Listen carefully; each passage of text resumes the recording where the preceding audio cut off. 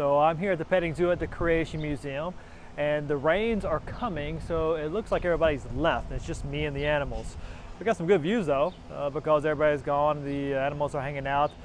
There's our Zorse and Zedonk behind me. Of course, we got goats and their camels here at the petting zoo. All sorts of really cool things to look at while you're here. Actually, if I can swing this around without making you too dizzy, there's a good shot of the camels over way behind me over there. You can see them, they're kind of bringing them in because of the rains that are coming. Check this out.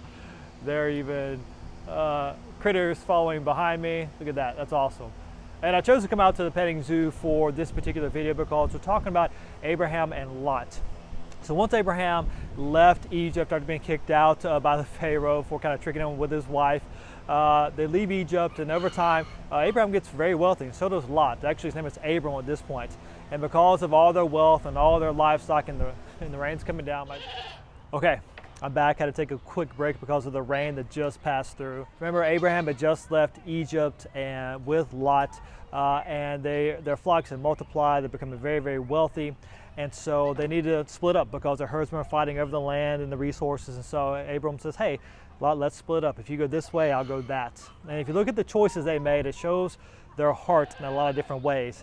You see, Lot looked around and he saw the well-watered area over here, over in the Jordan Valley, close to Sodom, and he saw the beautiful land and saw the possibility of a lot of just growth, and the land would be good for him, and that good land helps with the crops and helps with your animals, so he's thinking probably increase in wealth, and that looks really good. But he wasn't worried about, doesn't seem to be worried about, the wickedness of Sodom, which he most likely knew about, or at least possibly knew about.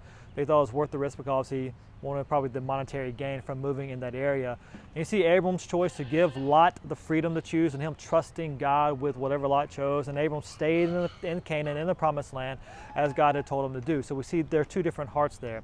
And it's interesting, a little side note, if you look at today, the area of Sodom, or close to that area, would be more like a desert and not well watered. And so why was it well watered and grassy then? Well, this would be a few hundred years after the flood, during the time of the Ice Age, or close to after that. And so during the Ice Age, because all the evaporation and the precipitation of the water, there's a lot of moisture floating around. Now, closer to the poles, it's going to be freeze and become snow and ice, create your Ice Age. But closer to the equator, that's going to be a lot of rain, producing a lot of greenery. And that's why the land was a lot better during this time, just a few hundred years after the flood. So it makes sense for why it was green then. And since that time, things have changed. Ice Age recedes, moisture recedes as well, not as much rain, things dry up. That's why it's the way it is today. So kind of explains that nice little nugget there.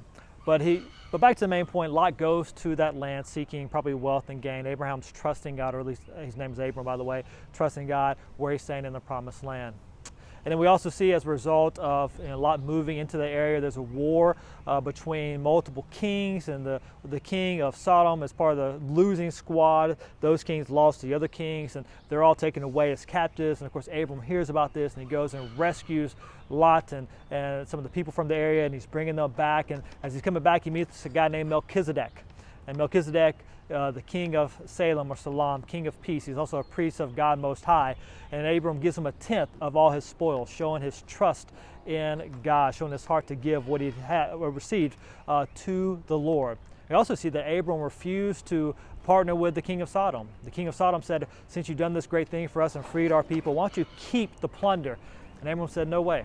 No, I'm trusting my God. I won't give you a chance to take part of the credit of how I'm blessed later on. You keep your stuff. I'm trusting my God to provide for my needs. And so we see a very distinct contrast between the heart of Abram and the heart of Lot in that particular scenario. So again, it's a good reminder to us as we look at this event in biblical history to trust the Lord, that we should get our eyes on spiritual things, not on earthly things. And we see a clear distinction there with Abram and Lot in just that scenario. So hope that's helpful to you. May we apply those principles to our daily lives for God's glory. Have a good day.